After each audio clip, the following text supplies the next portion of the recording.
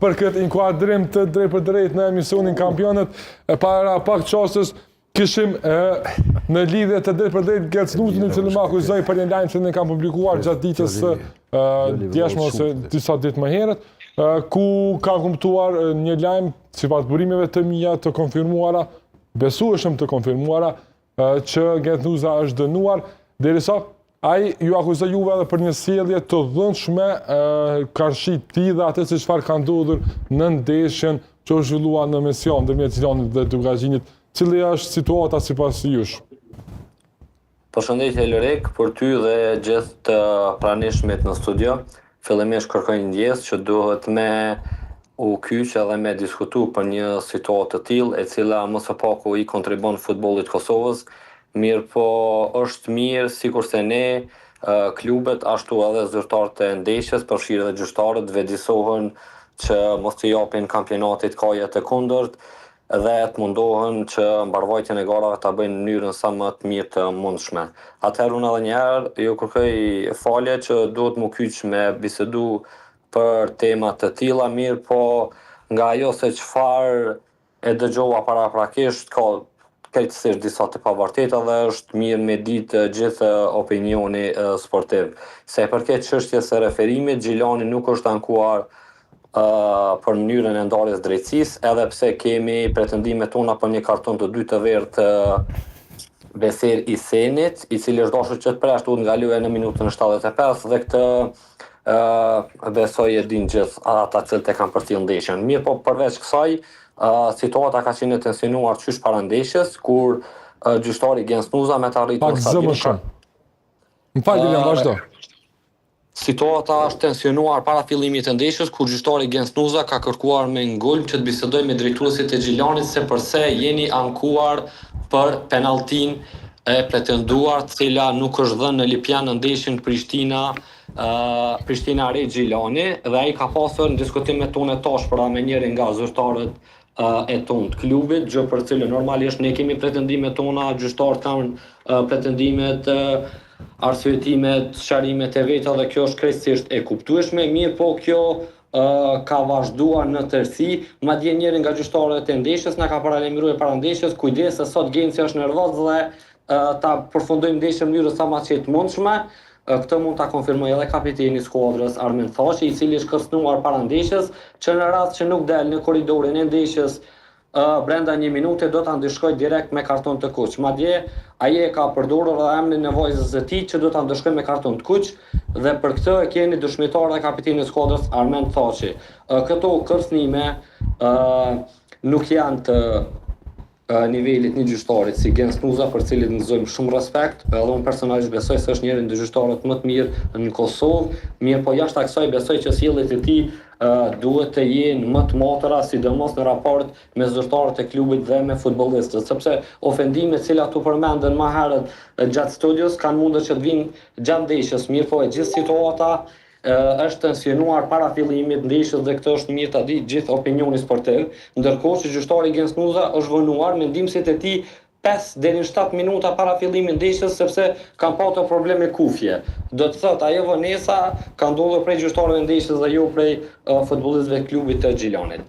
Përtej kësaj, ndeshja ka shkuar çu ka shkuar, duke pranuar edhe ne si klub gabimet tona, cilat i kemi bërë ndoshta në disa lëshime për cilat ne e morëm përgjegjësinë tonë të plotë dhe shfrytëzoj rastin që them që do të punojmë shumë që këto gabimet tona mos të përsëriten, mirë po para atë ne marrim besoj vendimet e duhura nga komisionet përkatëse, njësoj që besoj që edhe gjyqtarët e ndeshjes, edhe zyrtarët e ndeshjes duhet të marrin vendimet e merituara për sjelljet e tyre as pak korrekte në raport me zyrtarët e klubit, sepse duhet ja përkujtoj disa panelistëve në studio që ne jemi ata që investojmë 2 milionerë, ndërsa të tjerët janë ata që marrin. Kështu që duhet më pas pak më shumë kujdes për zyrtarët e klubeve, sepse në mesin e tyre ka doktor shkence, ka magjistra, ka njerëz që kanë jetuar gjatë me futbollin, ka prej tyre që kanë humbur pasurinë e familjes tyre dhe askush prej tyre nuk mund ta toleroj dikë që të vejë dhe cilët në mënyrë arrogante dhe në mënyrë krejtësisht skandaloze para, gjatë dhe pas përfundimit të ndeshjes. Besoj që nuk e meritojmë një trajtim të tillë dhe këtë jam thellësisht i bindur që disa prej studio që janë që shumë vite në futboll e dinë shumë më mirë se ne.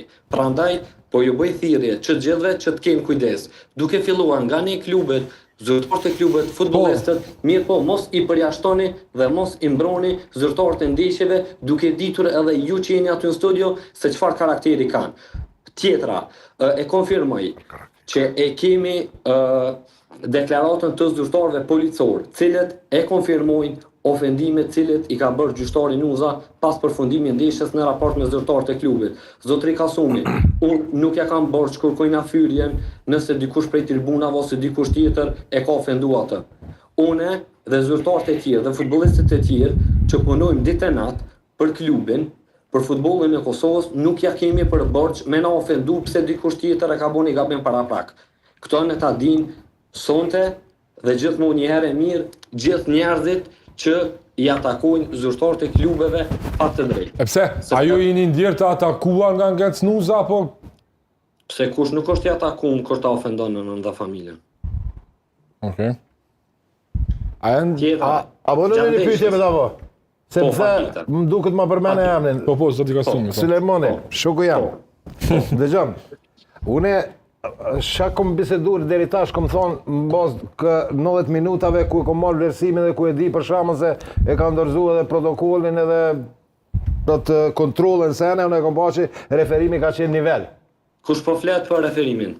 Po jo, për çka ka ardhe aty, unë për referimi orë me folë, si marrë me çka kemi bërë ju atje në parking. Jo, edhe lojmë im këtë ka të bëj jashtë fushës sa ka ndodhur. Lojmë këtë që tha. Pse do me diskutu parkingin, po i diskutojmë gjana cilat kanë ndodhur para ndeshjes. Po unë parkingun në tash e dëgjova pe Lorikut edhe pe Juve. E po është mirë me i dëgju gjitha versionet. Po unë po them gjitha versionet, unë për herë të parë dëgjova edhe tash edhe Genci Nuzën çfarë foli. Unë po them vesh bazë informatave që ta përshaf. Po unë foli për 90 minuta çish ka qenë ndeshja. Qa ka ndodhë masane, kush e ka shoj pari, kush e ka shoj dyti, e cili ka shoj ma shumë, unë e s'po i ato se s'kam qenë të prezent. Është mirë me i bëjë thirrje jo zyrtarëve të klubit, po edhe zyrtarëve, personave zyrtarë të federatës, që me pas sjellje korrekte edhe në raport me klube edhe në raport me futbollista, jo veç klubet, sepse sa jemi një fajtor janë edhe ato raporte duhet me kanë dy anshme. Ajo delegati i ndeshjes, respekti duhet me kanë dy anshme.